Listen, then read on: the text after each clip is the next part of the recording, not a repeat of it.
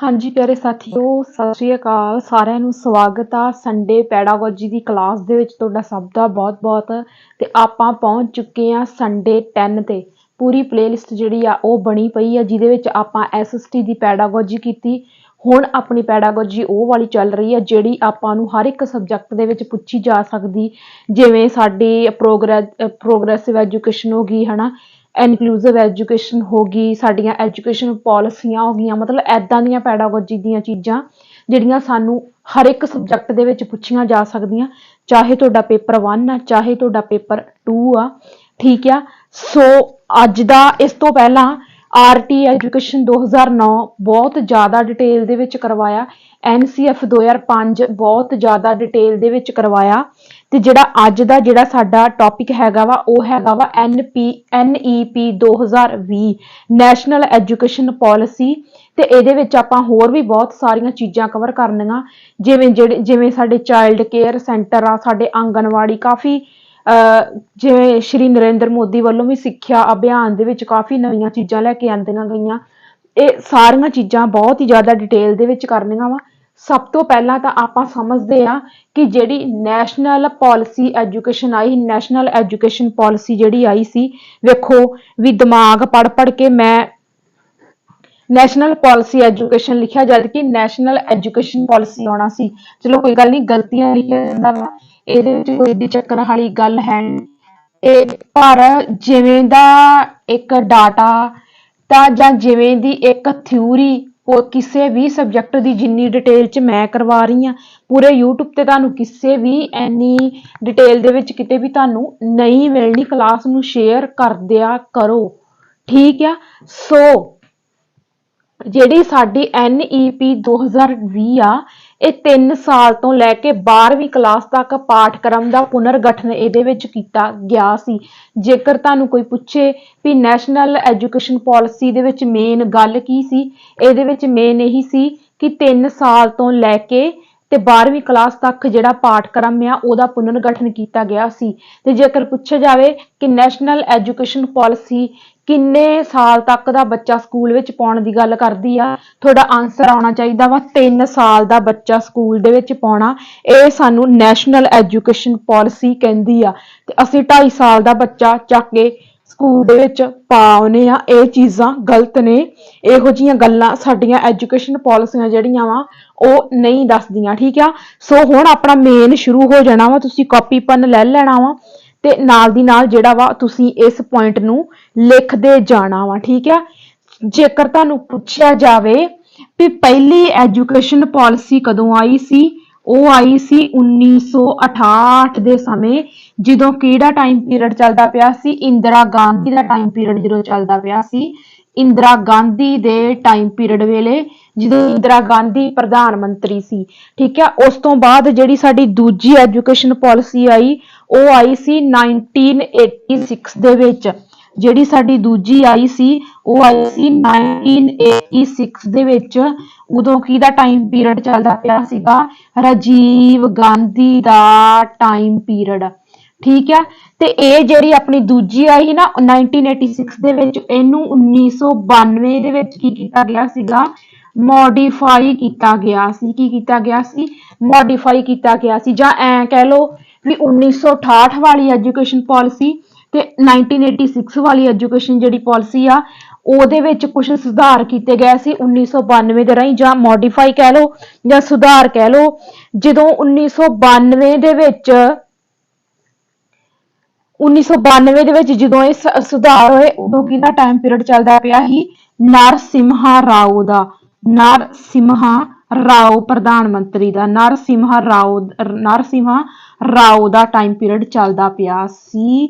ਇਹ ਸਾਰੀਆਂ ਚੀਜ਼ਾਂ ਤੁਹਾਡੇ ਲਈ ਇੰਪੋਰਟੈਂਟ ਨੇ, ਠੀਕ ਆ। ਉਸ ਤੋਂ ਬਾਅਦ ਜਿਹੜੀ ਤੀਜੀ ਐਜੂਕੇਸ਼ਨ ਪਾਲਿਸੀ ਆਈ ਸੀ, ਜਿਹੜੀ ਤੀਜੀ ਸਾਡੀ ਆਈ ਉਹ ਸਾਡੀ ਹੈਗੀ ਆ 2020, ਠੀਕ ਆ। 2020 ਜਿਹਦੀ ਆਪਾਂ ਆਹ ਵਾਲੀ ਗੱਲ ਕਰ ਰਹੇ ਆ, ਇਹ ਸਾਡੀ ਆਈ 2020 ਵਾਲੀ ਤੀਜੀ। ਜੇ ਅਗਰ ਪੁੱਛਿਆ ਜਾਵੇ ਵੀ ਨੈਸ਼ਨਲ ਐਜੂਕੇਸ਼ਨ ਪਾਲਿਸੀ ਇਹ ਕਿੰਨਵੀਂ ਆ, ਤੁਹਾਡਾ ਆਨਸਰ ਆਊਗਾ ਤੀਜੀ ਆ, ਠੀਕ ਹੈ। ਇਹ ਟਾਈਮ ਪੀਰੀਅਡ ਕਿਹੜਾ ਵਾ ਤੁਹਾਨੂੰ ਸਾਰਿਆਂ ਨੂੰ ਪਤਾ, ਸਾਡੇ ਪਿਆਰੇ ਨਰਿੰਦਰ ਮੋਦੀ मन की बात वाले। ठीक आ, सो ये सीगे नरेंद्र मोदी। जिहड़ी तीजी एजुकेशन पॉलिसी NEP 2020 आई आ, ये नरेंद्र मोदी के टाइम पीरियड ते आई आ। सो आ डाटा तुसीं जिहड़ा वा नोट करके रख लेना। जे हुण आपां चलदे आ भी इहदा चेयरमैन कौन सी।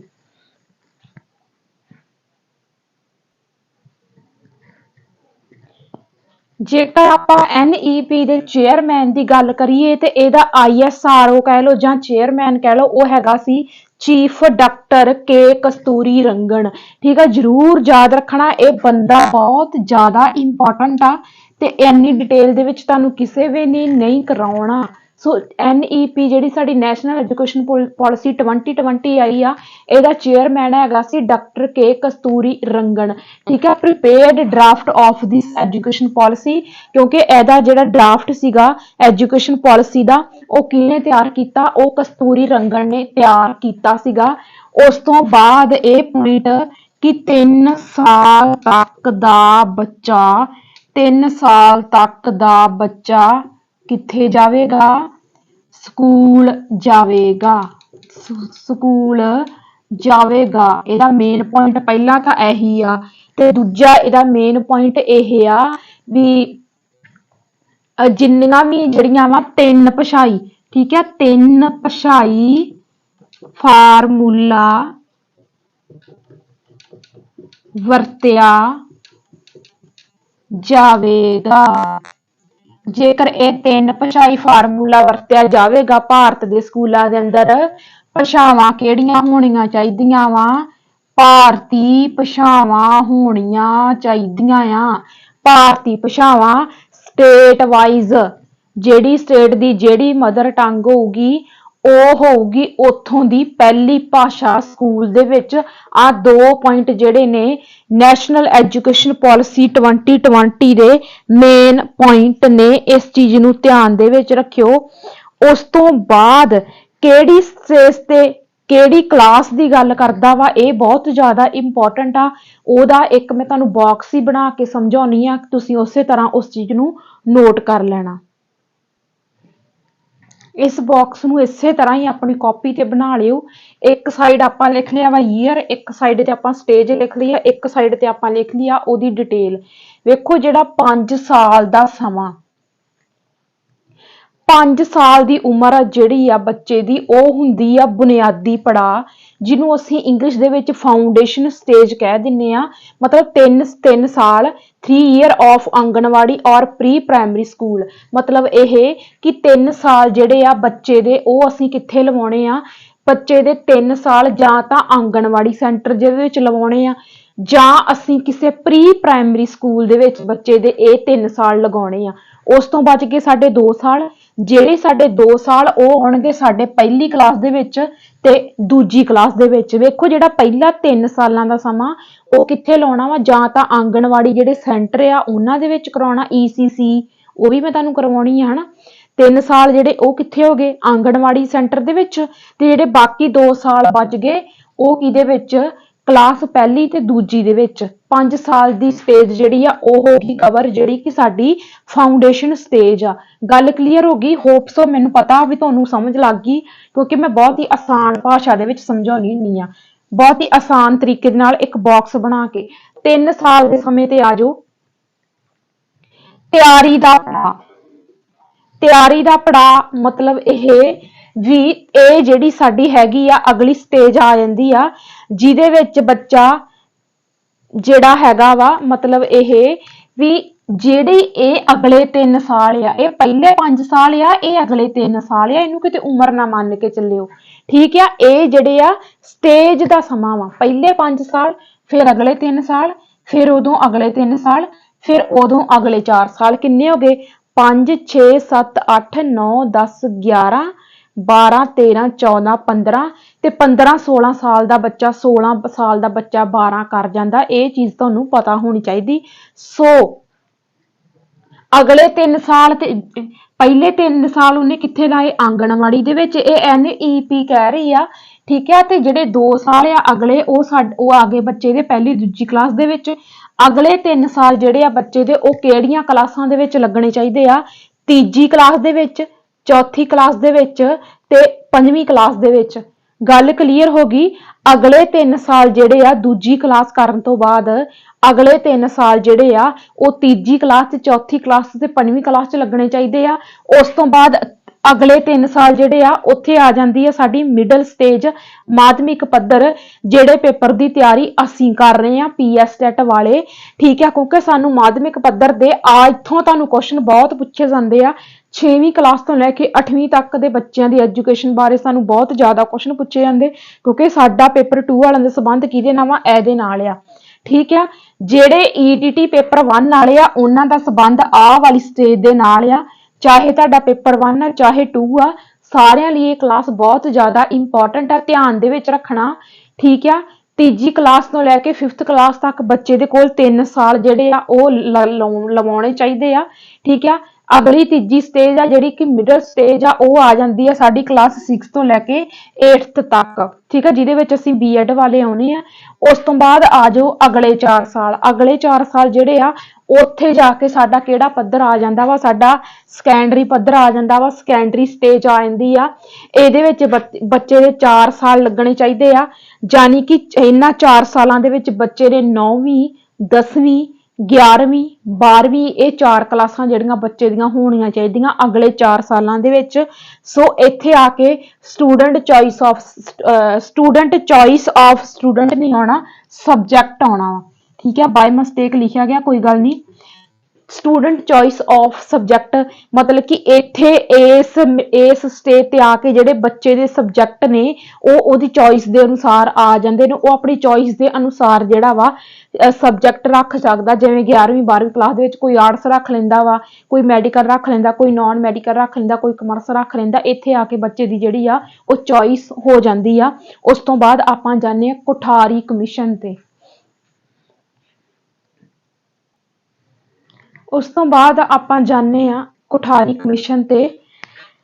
कोठारी कमीशन जिहड़ा हैगा ना, मतलब चक्कर आ रहे हैं मैनू पूरे। ਜਦੋਂ रात देर रात तक जागना होवे कि तुहाडे लई कंटेंट तैयार करना होवे ना ते दिन दे विच BP लो हो जांदा। इस टाइम मेरा पूरा BP डाउन होया पिया, 60 टैंपरेचर आ। फिर भी मैनू ये आ भी संडे नू पैडागोजी की क्लास मेरी हुंदी आ, किसी भी संडे मैं गैप नहीं पाउणा। ईवन कि मेरे को खड़िया भी नहीं जा रहा। ठीक है, मेहनत तुहाडे सामने आ, फिर भी तुहाडे लाइक बहुत घट आउंदे आ। ठीक है, सो जिहड़ा कोठारी कमीशन आ ना, ਇਹ 1964 ਦੇ ਵਿੱਚ कोठारी कमीशन ने ਜਿਹੜੀ ਸੀ ਇਹਨੇ ਸਿਫਾਰਿਸ਼ ਕੀਤੀ ਸੀ कि ਸਕੂਲਾਂ ਦੇ ਵਿੱਚ मतलब एजुकेशन ਤੇ GPD 6% ਜਿਹੜਾ ਵਾ ਉਹ ਖਰਚ ਕੀਤਾ ਜਾਣਾ ਚਾਹੀਦਾ ਵਾ। मतलब ਇਹਨੇ ਸਿਫਾਰਿਸ਼ ਕੀਤੀ ਸੀ ਕਿ 6% ਜਿਹੜਾ ਵਾ ਉਹ ਸਿੱਖਿਆ ਤੇ ਖਰਚ ਕੀਤਾ ਜਾਊਗਾ। ਪਰ ਕਹਿੰਦੇ ਕਿ ਆਜ਼ਾਦੀ ਤੋਂ ਬਾਅਦ ਕਦੇ ਵੀ ਇਹ ਖਰਚ ਨਹੀਂ ਕੀਤਾ ਗਿਆ। ਹੁਣ ਇਹ ਵਾਲਾ ਕੰਮ ਕੌਣ ਕਰ ਰਹੀ ਆ? ਨੈਸ਼ਨਲ ਐਜੂਕੇਸ਼ਨ ਪਾਲਿਸੀ 2020 ਕਰ ਰਹੀ ਆ। ਇਹਨੇ ਇਸ ਦੀ ਜਿਹੜੀ ਆ ਉਹ ਸਿਫਾਰਿਸ਼ ਕੀਤੀ ਆ। ਉਸ ਤੋਂ ਬਾਅਦ ਸਾਡੇ ਆ ਜਾਂਦੇ ਆ ECCE। ਉਸ ਤੋਂ ਬਾਅਦ ਸਾਡਾ ਕੀ ਆ ਗਿਆ? ECCE। ਇਹ ਸਾਡੀ ਕੀ ਆ? ਇਹ ਸਾਡੀ ਹੈਗੀ ਆ